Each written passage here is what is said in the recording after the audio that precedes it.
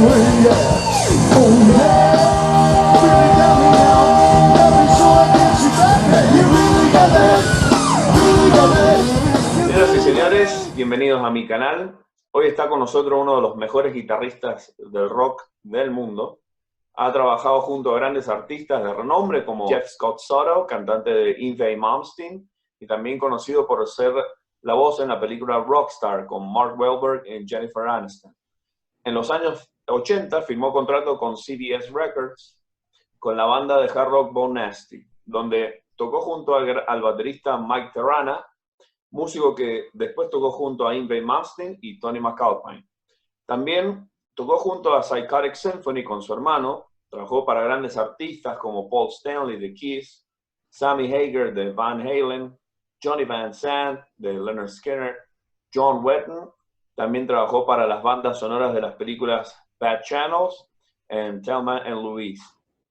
También tocó con el conocido cantante Michael Starr de Steel Panther en la banda Atomic Punk de Van Halen Tribute Band. Y finalmente con el gran David Lee Roth. Ladies and gentlemen, let me introduce to you one of the greatest guitar players. He's the one and only brianyoung. How are you? Thank you very much, Pablo. Yeah, very nice intro. Yes. So awesome. we're gonna start with the interview. The first question that I have is if you can tell us about your beginnings. Which was the main reason that you decided to become a guitar player? Well, I guess it starts back to where when I was a little kid, very little, I just loved music.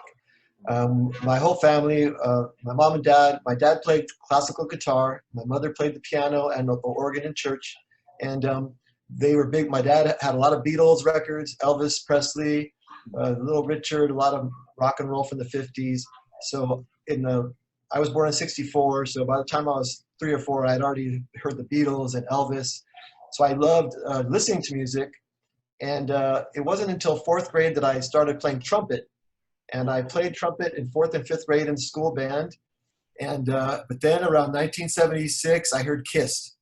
Oh. And even though I loved music all my life, when I heard Kiss and saw the Ace Frehley playing the Les Paul with the smoke coming out of it, that's when I was like, oh, I want to do that. So yeah. I really, really wanted a guitar, and I had to beg my dad for about a year before he thought I was going to buy. He goes, oh, if I buy you a guitar, you'll play it for 2 weeks, and then it'll sit in the closet and collect dust. And I go, oh, but I promise I'll play it. And so he finally got one for Christmas, I think in like 7th grade in Christmas time, around 1977 or end of 76 or 77. And so then I got a guitar and never put it down. I just loved it.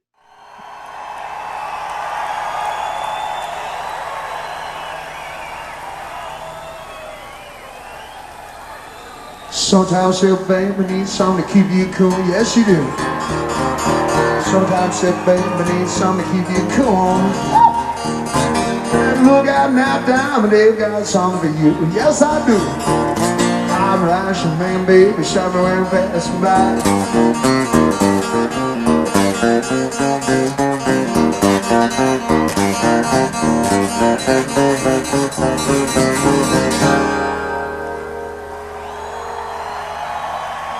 I said sometimes your baby needs something to keep you cool. Yes, you do. And look out now, Diamond, it has some wheels. I put banana Dixie cups, all the flavors and flavors do. I'm your Russian man, baby, show me when I'm passing by. All my baby guaranteed to satisfy. I'll satisfy you, baby. Banana Dixie cup, all flavors, flavors, I see love, somewhere to passing by. All my baby guaranteed to satisfy. That is love.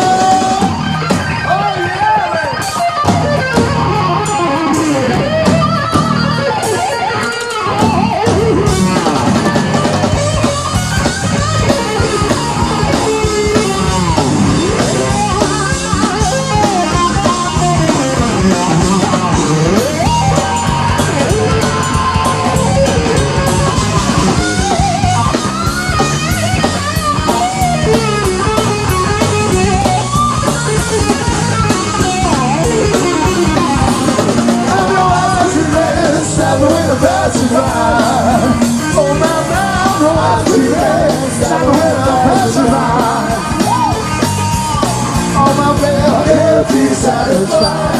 Oh yeah, man, I dream man, oh I dream man, I dream man, all my flavors are guaranteed.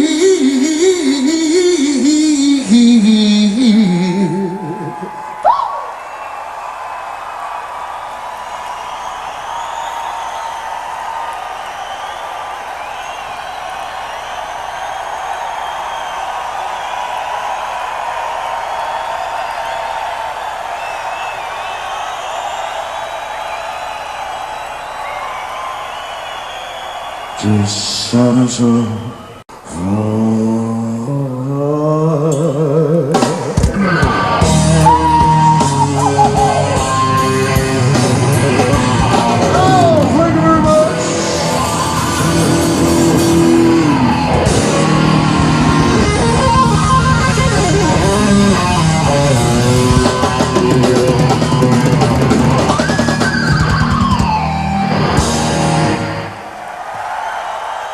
So I want to know, what are your main influences on guitar, you know? Okay, well, that's another, you know, evolution. Obviously, when I was a little kid, or when I first started playing, I got into Jimi Hendrix and Jimmy Page pretty quickly. Like when I was about 13 years old, I was into listening to Led Zeppelin and Jimi Hendrix, and you know, I really couldn't play any of that stuff, but because I was just learning simple, you know, how to read some notes and things like that. And then I started. Then I heard Rush in around 1979 or so, Yeah. and I really loved them. So it wasn't really influence on my guitar playing. It was just more like the kind of music that I liked. I just knew I liked rock, and I did like the progressive bands. I really loved Yes. And I'm not sure if you know about the band Bruford, but Bill Bruford, after UK, Yeah. he did some solo records. I was in a band with this drummer when I was in high school. Wow. And this drummer friend of mine named Chris was into Yes and Bruford and UK. He got me into all these progressive rock bands, and that's where I first heard Alan Holdsworth. Yeah. So I always liked you know, just guitar playing that was, you know, a little more beyond your typical blues licks, you know. Exactly. Like, so when I heard I heard Al Di Meola before I heard Holdsworth. When I was 16 years old, I saw Al Di Meola on TV, and I was like, wow, I never heard anything like this. It's a good. First of all, I hadn't really heard rock sounding bands without a singer. It was like all instrumental, but it still sounded like rock, you know, and it was all ripping. And I was like, well, what is this? And so that makes you, when you hear that kind of guitar playing, it makes you go, oh, I got to practice my scales. I got to learn my theory. I really want to learn all these things. And then when I heard Holdsworth, I was like, okay, this is just way beyond my mental capacity. I loved it, but I could never think like that. It was that thinking outside, that jazz.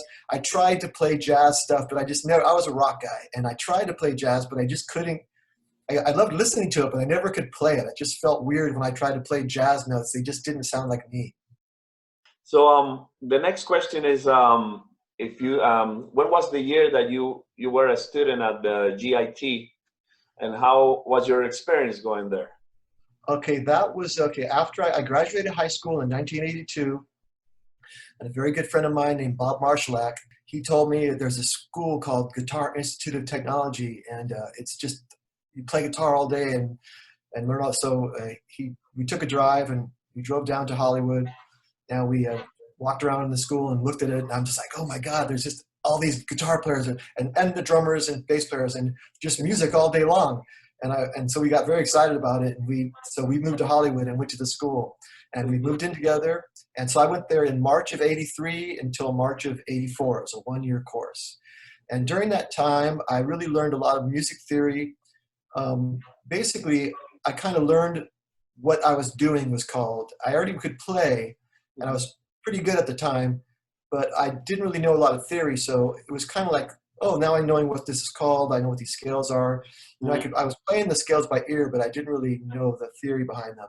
So I learned a lot of music theory and a little more reading and stuff. And then, but really what I loved about the school was playing with, meeting other musicians.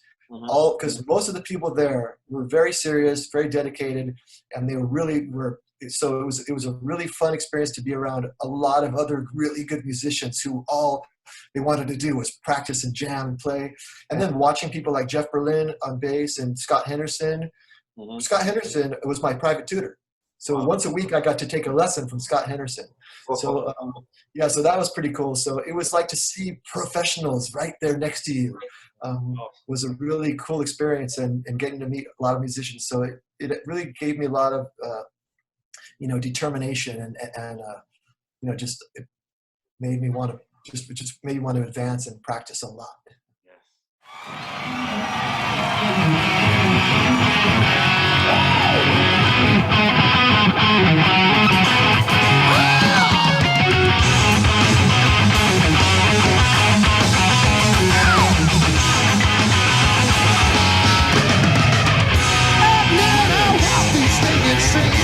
Past the crazies on my block, I see the same old faces, I hear the same old time.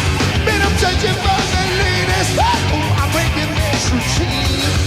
Brand new psycho, rising kicks like you ain't never seen. This is love.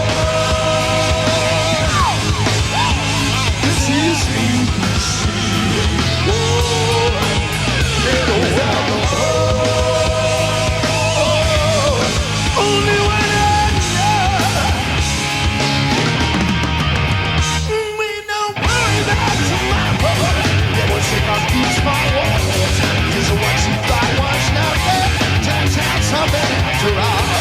Now you know this ain't no sick about the end instead of heaven. And the old sleep on comes round here. They say hello, say hello, say hello to my little freak, baby.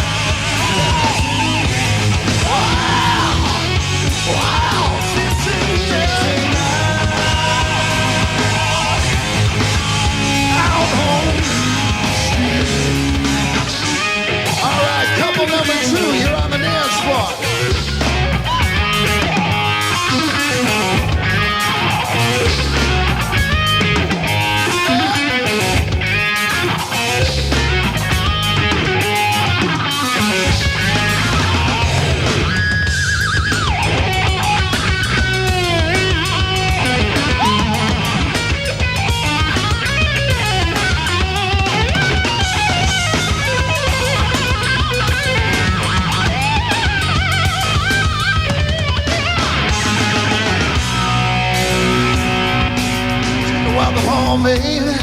Round the horn, well, I guess this is where Mean Street starts.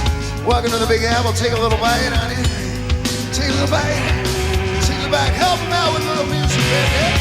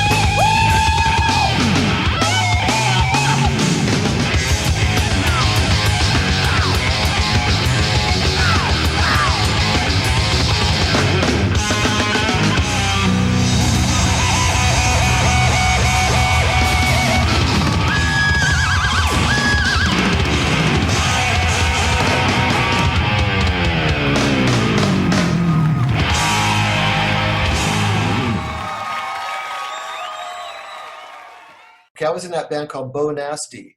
Yes. And Mike Terrana was the drummer, and the other guitar player was named George Bernhardt. He ended up playing with Rick Springfield for many years, and he kind of retired from that a couple of years ago, but he spent about 15 years with Rick Springfield. So when we were in this band together, Beau Nasty, when that band split up, George ended up getting a band with Matt and Greg Bissonette. Okay, awesome. So they used to play a club called the Pelicans Retreat, and pretty often. And I would go in there and sit in with them once in a while and just jam, have fun. That's how I met Matt and Greg through George. So and those guys are so great. They're just great guys and great players. Yeah. And so so that's how I got to play with those guys, was through just a friend.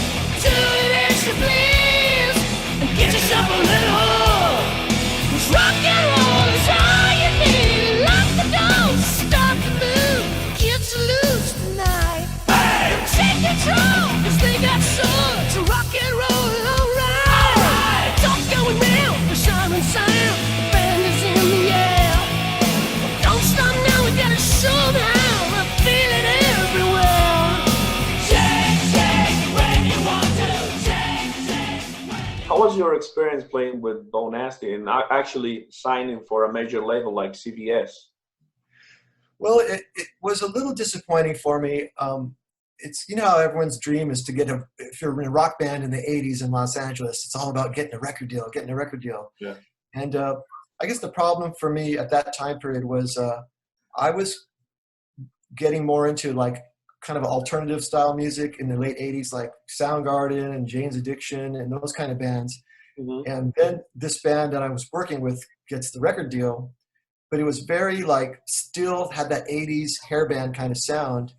And it was kind of the singer's record deal. It was wasn't really a band. It was kind of like the singer's record deal, and we were kind of hired gun type thing. So I didn't feel like I was really doing what I loved. So we did a record, and it was cool. We wrote about 30 songs, and then we did the 10 or 12 on the record, and then we did a few tours. But it wasn't making me happy, and I kind of had to leave. In fact, my brother was playing in another band at the time. Yeah. And they were playing, and these guys didn't have a record deal. They all worked day jobs, and they would play their shows at night. And I would go to see them play, and they looked happier than me. And I remember going like, man, they're having so much fun, and their band is so much fun. And I'm in a record deal signed band, and why I'm not having so much fun? And it's because they were playing what they wanted to play, and we were kind of playing what the record company, what was the sound of the time, which it really was already over with at the time. But yeah. So I ended up quitting I quit Beau Nasty, and I joined my brother's band. Right. And that band turned into Psychotic Symphony. Yeah, we were just and that's the thing, we were just having fun, and that's why it was so enjoyable. We were making hardly any money. We played gigs in LA for nothing, but we just loved the music. We loved the show. It all came together kind of by accident, and it just was a real super fun band.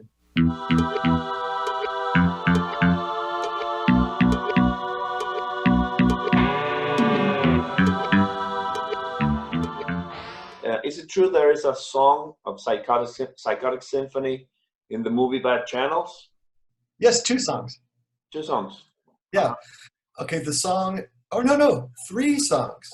Ah, Yeah, because we play a scene where the radio DJ is locked in the radio station. He's chained up, and they're forcing him to listen to this polka song over and over and over again. yeah. Well, that's us too. We recorded the polka song. Oh, I actually played the accordion, and I wrote the song, and I played the accordion on this song wow. because they needed a polka song for this, where they were torturing him, playing this polka song over and over for like 20 hours. He's all chained up. So yeah, so I got to write that. That was really fun. And then also we have a song called Mr. Cool that is I think it's in the ending credits of the movie. Okay.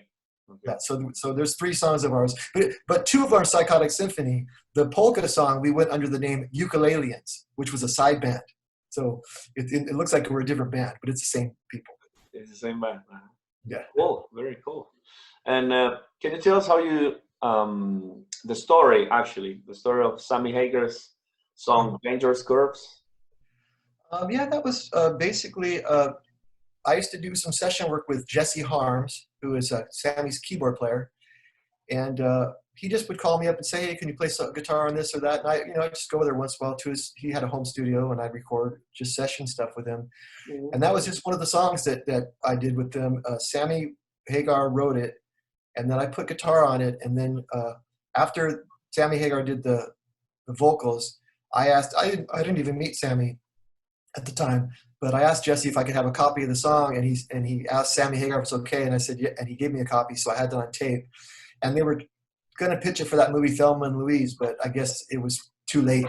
By the time the song they had already chosen the music for the movie. So I heard the song and it kind of like it sounds like I Can't Drive 55. Yeah, very much.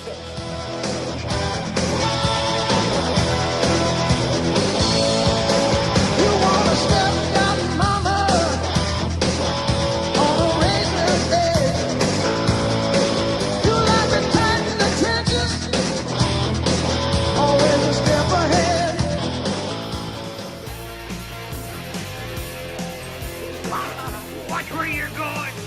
Street, drunk pedestrian, back.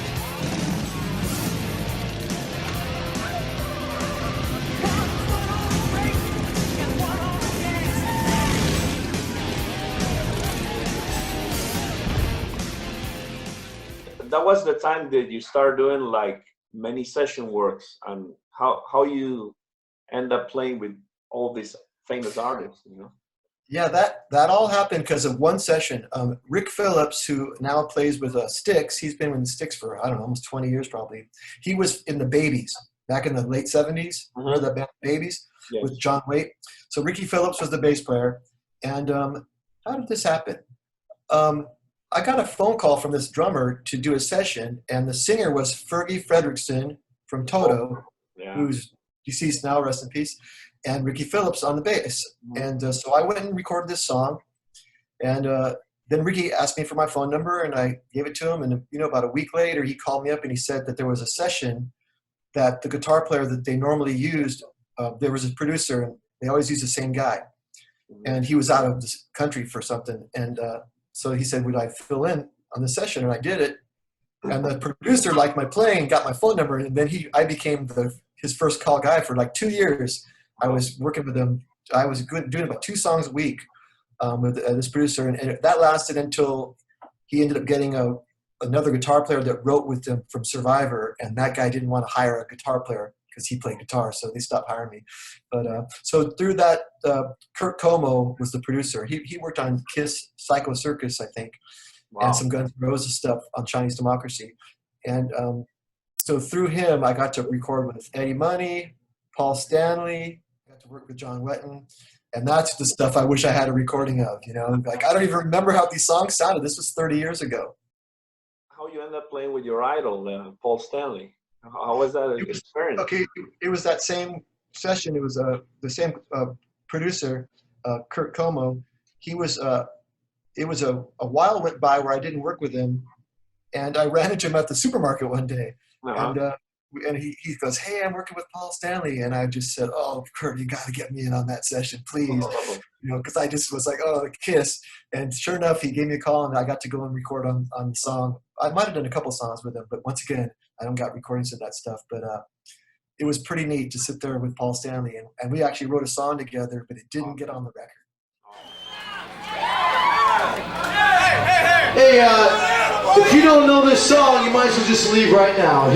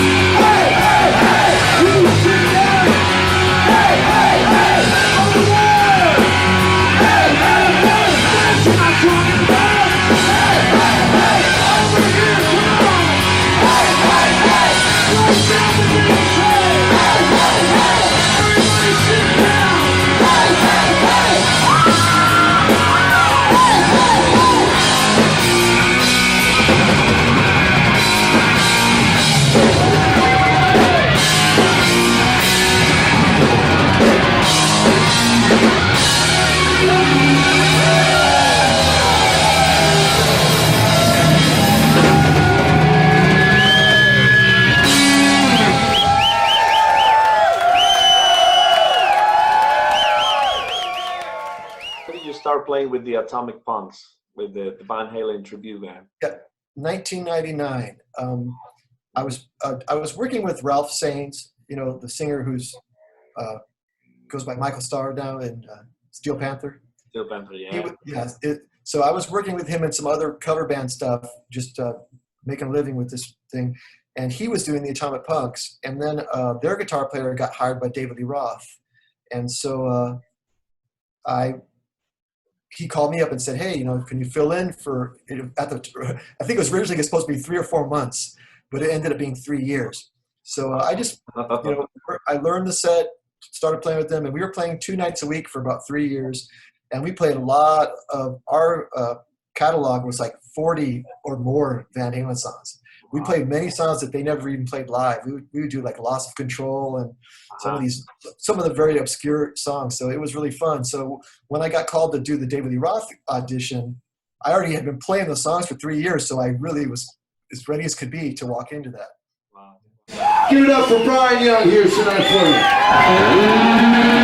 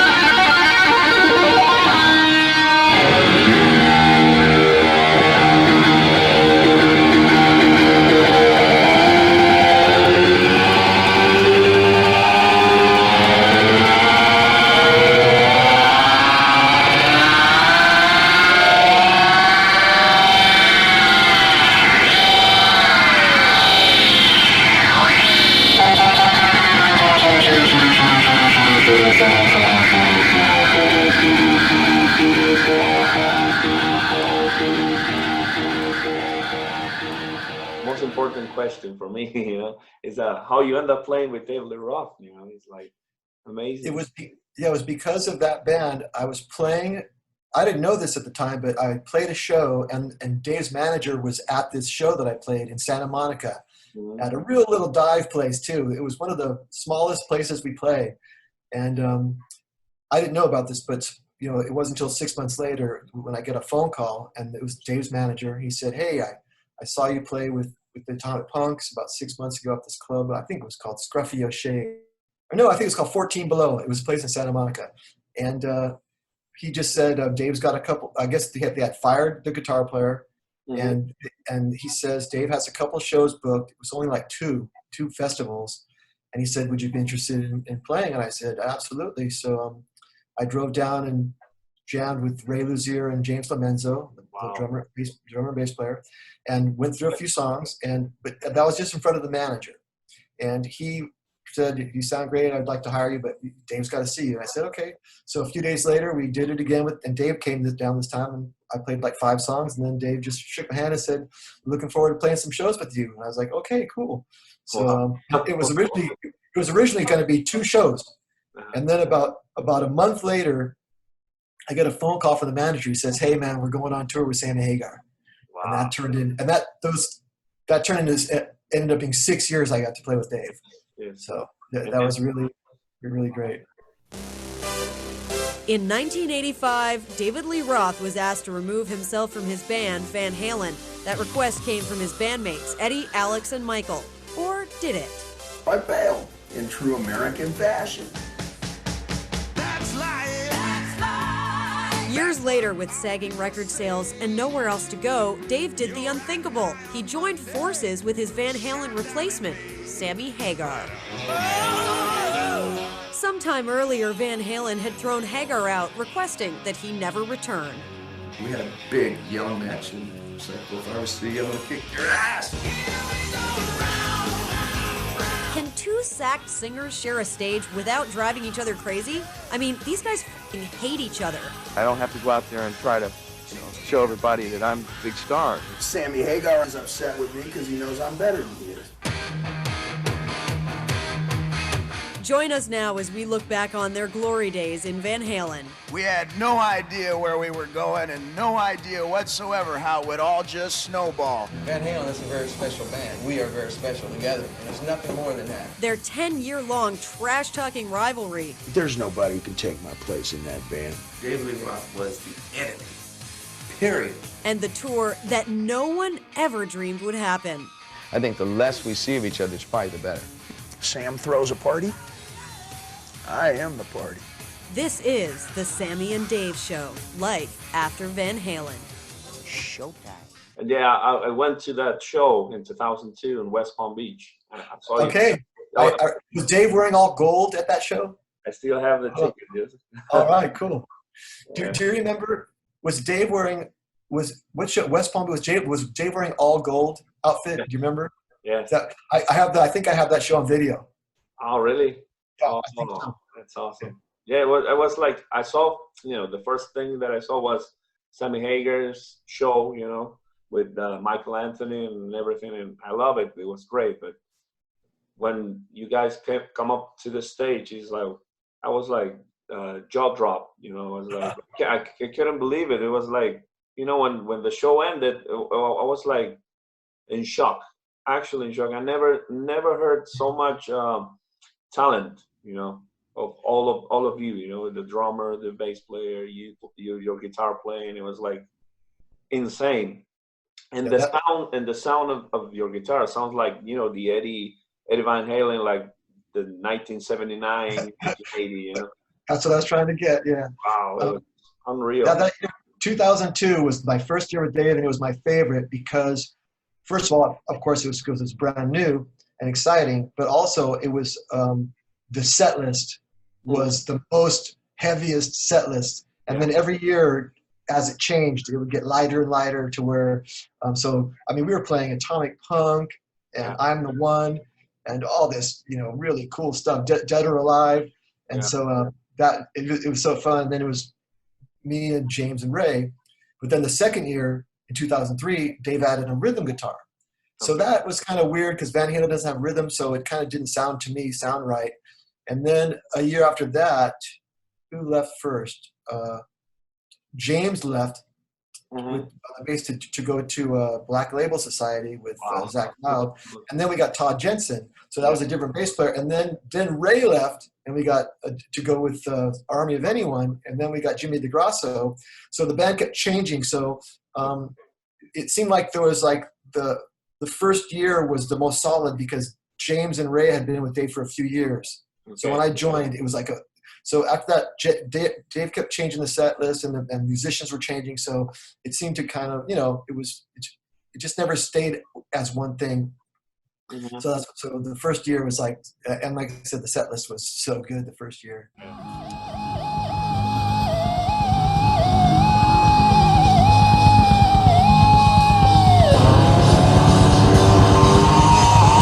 Look at all the people here tonight.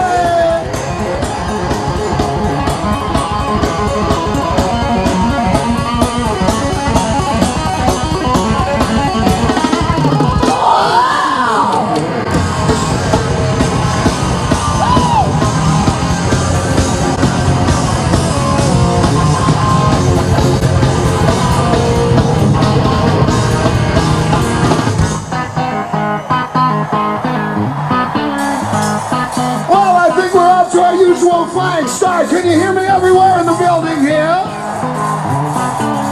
I heard you miss me. We're back.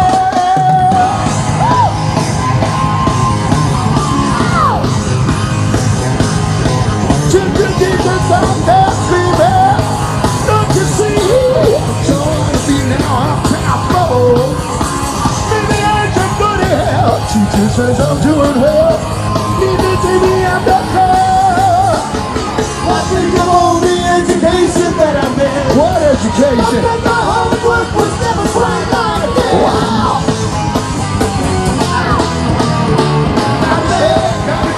Got it bad. I'm gonna teach you.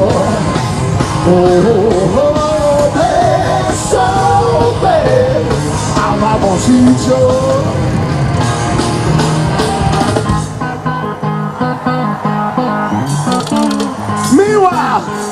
Oh, don't get bored so early, baby. We brought pencils and paper. We have a little guidance lab because all the other curriculums were too boring. Woo! Oh, back to that baby.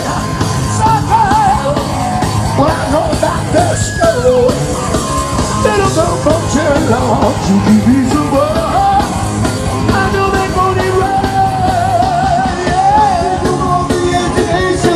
You know what I'm thinking about, baby. Work was never quite like that. And it's a little more than homework. Got it bad.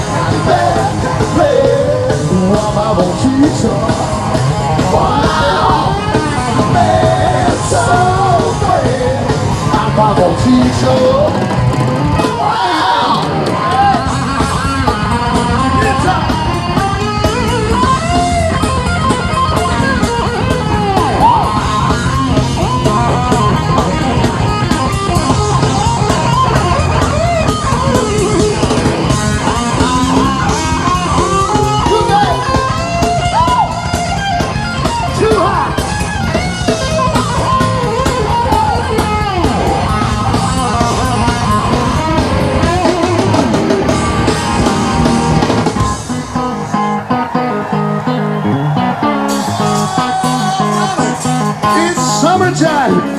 And you need something that'll keep you cool, baby. Is that a whole nother song here?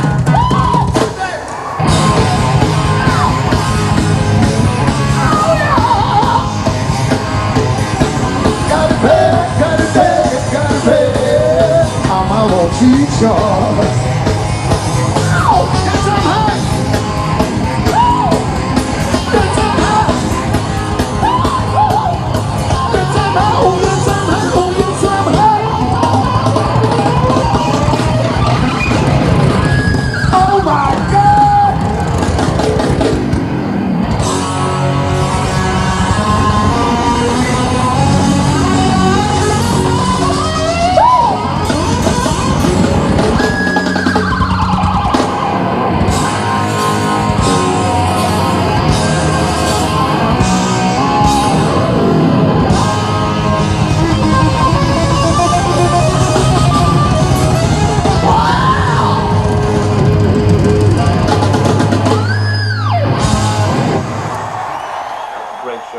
you tell us some stories, David Lee Roth stories on stage and backstage? Gosh, so weird. I'm going to try to not to say the same ones I've said a million times. There's a few stories that stick out, you know, that whoever says, I'm going to try to remember here. So we were in Miami doing some on-location stuff, and there was a little dust-up where their producer and our Dave's manager kind of had a little bit of a scuffle by the pool, and so we got a day off on kind of like a, what do you call it? We were suspended for a day, basically kicked off the air. And so when that happened, our manager was we were all in Dave's hotel room, and the manager's running around with a cell phone talking to lawyers, and it's all crazy and all this. And then Dave goes, "Hey Brian, I got some Cuban cigars." So and he had a bottle of scotch. So Dave's pouring me scotch, and we're lighting up Cuban cigars, and so we're in the bathroom of the hotel, and Dave's going, "Okay, this is how you smoke a cigar," and he's teaching me all the art of the proper way to enjoy a cigar. Wow. And so we're there looking in the mirror. We got the lighter up. We're both lighting our cigars, and we're drinking scotch. And I'm looking at Dave like a little kid smoking in the bathroom. And I just started laughing. I go, we're like a couple of little kids that snuck out of school. You know, we're in the bathroom smoking. It was so funny. So that was a surreal moment. In the meantime, the manager's back there pacing back and forth with 3 lawyers on conference call. It was just total madness. Wow. And so that's one of those moments I just go, oh, it's such a weird moment, but it was fun.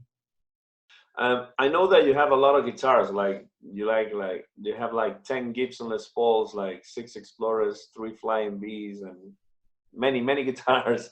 And my question is, what is your main guitar, the one that you use the most? I don't really have one that I'm playing all the time, because I do different guitars for different things. You know, like the band I work with out here in Austin, I usually use a Les Paul, but I like to bring different ones out. So they're all kind of set up similar. They all can do the same thing. So I can use any of the ones. Like what I do is I'll put new strings on all of them, and then I just kind of play 2 or 3 shows with one, and then I grab the next one. I like to play them all, you know, because I enjoy the differences. And then once in a while I'll pull out the Flying V. Mm-hmm. With Dave, with Van Halen style stuff, I play my Wayne Charvel, that green guitar. I still have those guitars. Do you have it there? Wow. There's the one I toured with. Yeah. I still have the old 2002. See that sticker on there? Yes. That was from my car, that was 2002 was the year that I got this guitar, and that was supposed to go on my license plate of my car, but I stuck it on the guitar because it looked like it matched. So this is like my year of the guitar. It's like my serial number. Wow. But yeah, this was the guitar I did all the gigs with Dave with. What kind of pickups do you have there? Oh, they're Seymour Duncans. They're the Seymour Duncan. One of them, I have 2 of the same kind of guitar. One has the Seymour Duncan 78, and the other one has the Seymour Duncan Jeff Beck. Okay, great. The Jeff Beck JB pickup is a little more powerful and mid-rangey, and then the 78 is more like an old PAF. Great. Yeah. So. And this is a question that I have, is what kind of guitar methods do you recommend to our Argentinian guitar players? Oh man, as far as practicing, you mean? Mm-hmm. Wow. Well, I always practiced scales when I had warm-up exercises that I do when I was a little kid. I'll show you one. Hold on. Okay.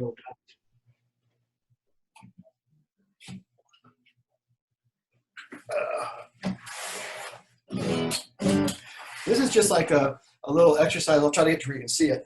Okay, yes. But it's something that I learned when I was about 13 years old, and I've been playing it my whole life. It's just where you get like a major 7th kind of shape. See, it's just 4 in a row. 1. And then you go, and then you move 1 finger down.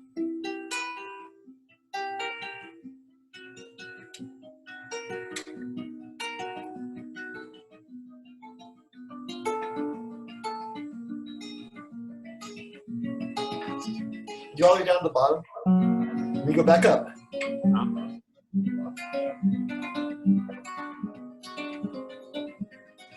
It's better to do it slowly, because then your fingers are stretched for longer amounts of time. So that's what I do. That's the first thing I'll do. And then I'll just practice my regular old, like the Segovia scale book.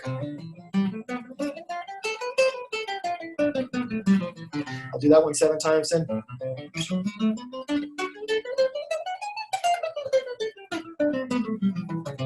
You do each of these 7 times then.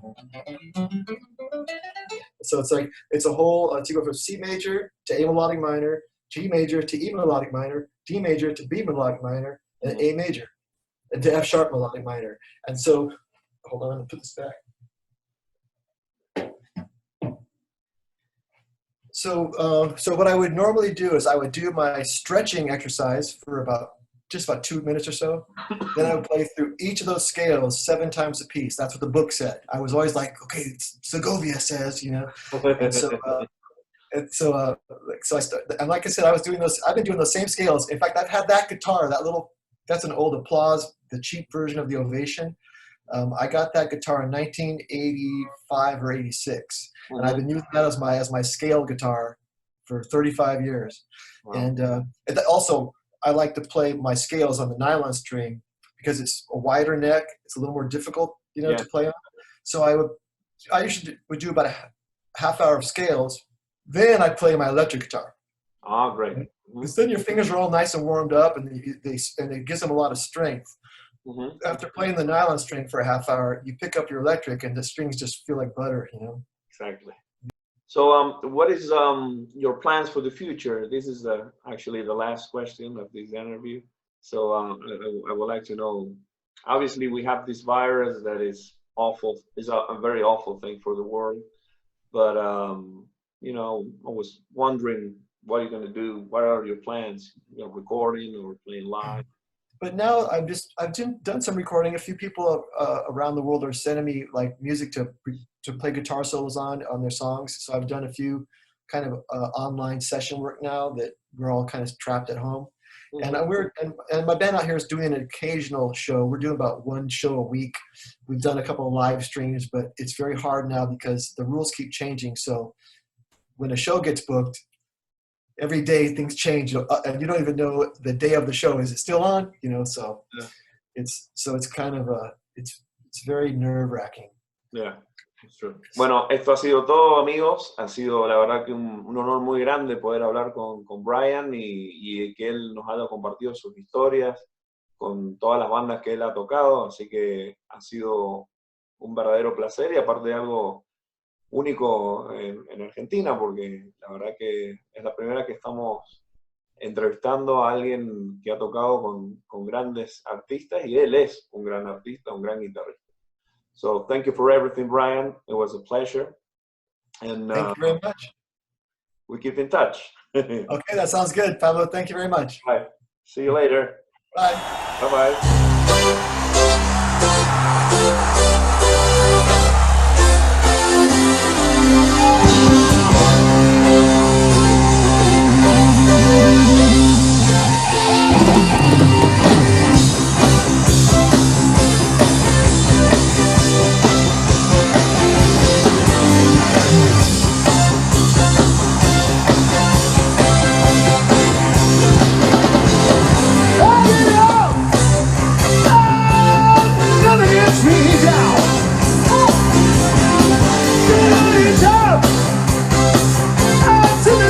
Around here, and I know, baby, you know you feel it. You got to roll with the Panther, get to work real. And you see me standing here, I got my back against the record machine. I ain't the worst that you see. Can't you see what I mean?